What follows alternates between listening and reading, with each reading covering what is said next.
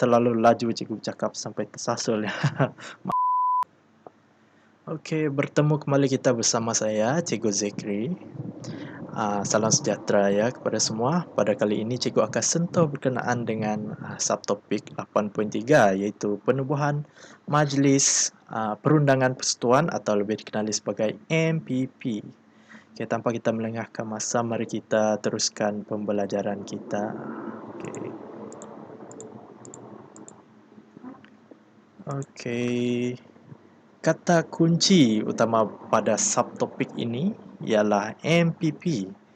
MPP yang dikenali sebagai Majlis Perundangan Persekutuan berperanan dalam menggubal undang-undang pentadbiran pada peringkat Persekutuan Tanah Melayu. Nanti kita akan rungkai perkembangan dari masa ke semasa ya. Okey.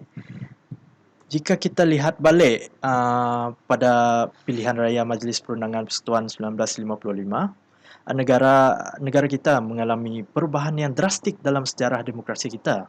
Berikutan kemenangan, MPP yang cikgu katakan tadi telah menggubal undang-undang pentadbiran pada peringkat Persekutuan Tanah Melayu yang diketuai oleh Tunku Abdul Rahman yang menyandang jawatan sebagai Ketua Menteri Persekutuan Tanah Melayu yang pertama.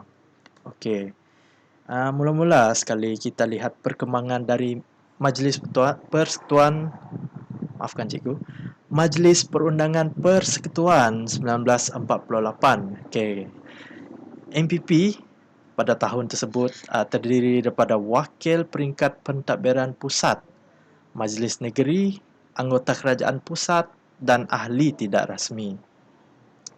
Okey, mari kita lihat komposisi ahli MPP.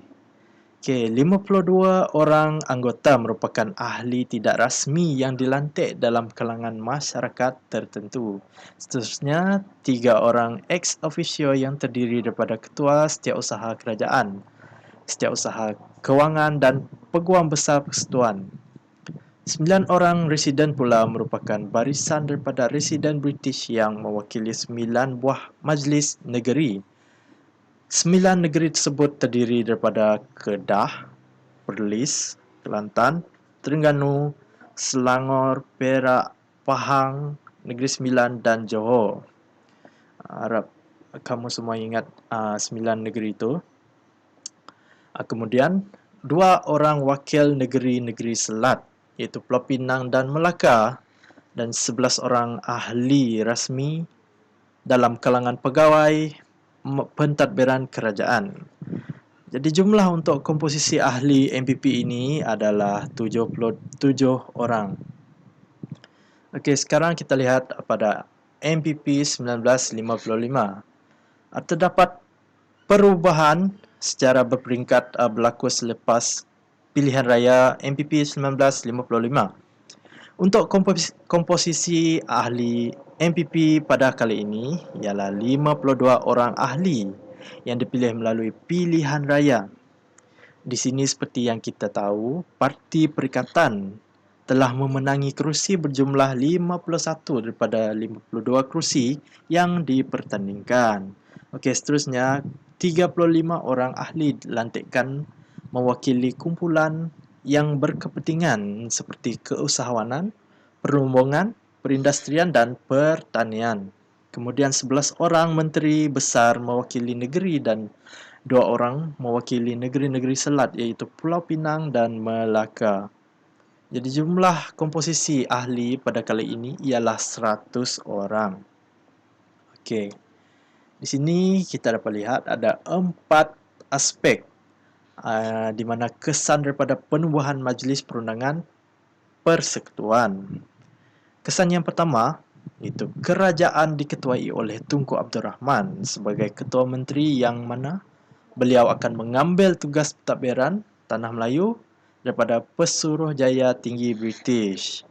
Yang kedua, kuasa pegawai British beransur-ansur beralih kepada rakyat tempatan. Okay, namun sedemikian, terdapat pegawai British berperanan sebagai penyelia atau penasihat bidang keselamatan. Jadi susulan daripada itu, sistem ahli dimansuhkan.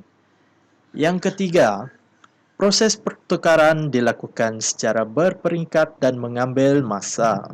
Jadi kesannya di sini kita dapat lihat di mana Pesuruhjaya Tinggi British masih memegang tampuk kepimpinan berperingkat, maafkan cikgu, tampuk kepimpinan peringkat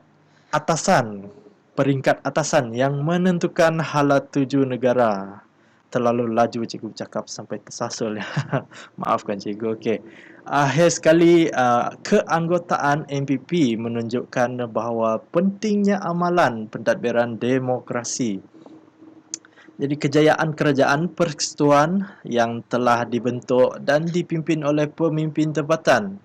Okey, seperti yang cikgu katakan tadi, Tunku Abdul Rahman telah memimpin dan dilantik sebagai Ketua Menteri manakala ahlinya dipilih oleh rakyat secara sistem demokrasi.